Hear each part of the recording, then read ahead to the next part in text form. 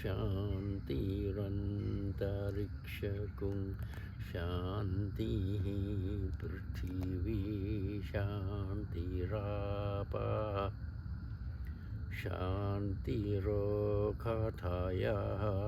शान्तिः वनस्पतयः शान्तिर्विश्वे देवाः शान्ति ब्रह्म शान्तिः सर्वगुं शान्तिः शान्तिरेव शान्तिः सर्मा शान्तिरेधि Hari Om. Good evening, everyone. The question is how to maintain happiness always. How to be always happy. It's a big question because the word happiness or blissfulness is a different level. When we talk happiness, that means you are on this level of senses and the level we feel satisfied. But blissfulness is much more. That's on the level of nature. In Upanishad or the science of Veda, they talk about life is Sat Chit Ananda. These three words. Sat, that means absolute truth, that means uncreated. Chit, that means unbounded, unlimited, just like the ocean. And Ananda, that area of is blissful. So the truth and the freedom or unbounded Chit is always blissful. That's the original of creation or the source of manifestation. So how to maintain that? That's what the answer to life. Because in that state, you don't have individual or last or past karma involved. So you have no other influence except its own nature. Just like if you go 1,000 meters in the depth of the ocean, only pure being, a pure ocean is there. But then when you come to the surface, then you have many influence of the wind, the sun, and then the waves, and then it's just like this is life in this manifestation. But if you go deeper, then life is unmanifest. I mean, the waves is there but never manifest. That's the answer to the question of if you want to be always happy, you have to be connected with the source of happiness. Otherwise, the senses will bring you happiness, and that happiness is unstable, changing. That's why today you feel like this, tomorrow you feel that way. And that's not what life is all about. Education is responsible for that. Education of today's world is responsible for suffering for thousands of years because of that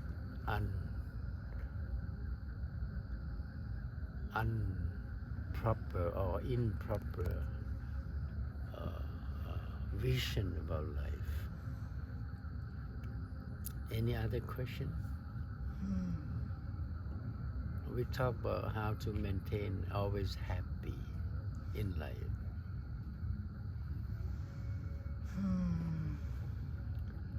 That How to let go your attachment?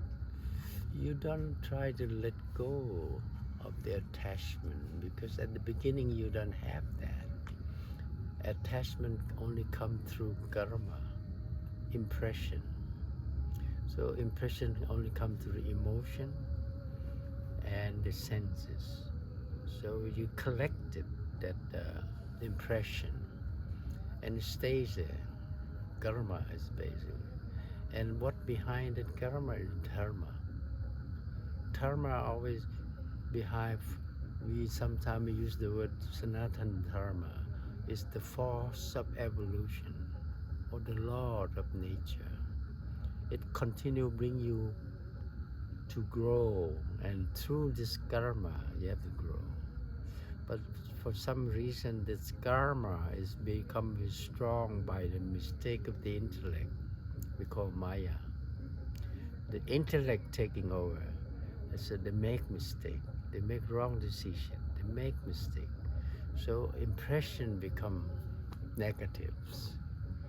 And if today's teaching, they say you go there and try to erase it. No, that's not the right teaching.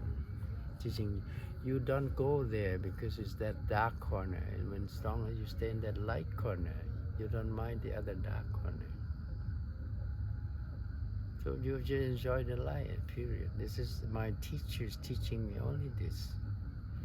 If you sit in the light corner, you don't mind what other dark corner is doing. But if no moment you start to mind, you get drawn into that. That's what attachment is. That's a good question. Ajay, you have any question? We can stop now, and if you have any question, we can start again. Today, life and living is based on modern science or scientific discovery. And you know that the brain of the scientist is not totally developed. So they cannot see total life. They only imagine what that life should be. Just like if you see atom, you think this is it. And 50 years later, you see, oh, more than atom, nucleus. And then after the 50, oh, more than nuclear, subnuclear, like that. So we'll continue to rediscover.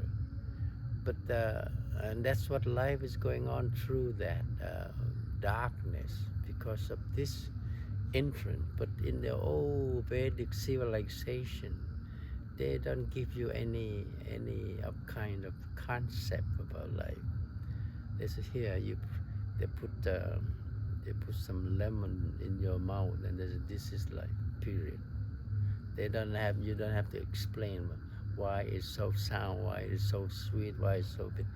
No. But the moment you get involved with the intellectual, you make mistake. Any intellectual or information, because that's the field of Maya. Now we don't mind it. We don't say this is wrong. No. We just have to accept it. This is part of life, part of the truth, but on that level. The absolute truth we come from. Then there less fullness of life, which is also truth. We don't mind that. You cannot say this is right, this is wrong. This is not the proper teaching. Your proper teaching, okay, this is 100%, this is 200%, this is 50%, this is 20%. They're all true on that level. That's why we have 7 different states of consciousness, or awareness, or reception, perceive. When you're thinking, if it's 6 o'clock in the morning, this is what your thought. 12 o'clock, this is your thought. 6 p.m., this is your thought. This is waking state. And then you go to sleep. And another sleep is another state of life. And then you dream. Another state of consciousness. It's a different level. Your body function different, your mind function different, your breath function different. This is true. You don't deny that. And then when you go to Vihangam or the fourth, where transcendental, then the truth is different. But also that truth is bigger because you don't have any Maya involved, any delusion involved. That means you're back to nature. There's no other thing except that. That's the fourth. And from there you can develop to the fifth, the sixth, and seventh like that.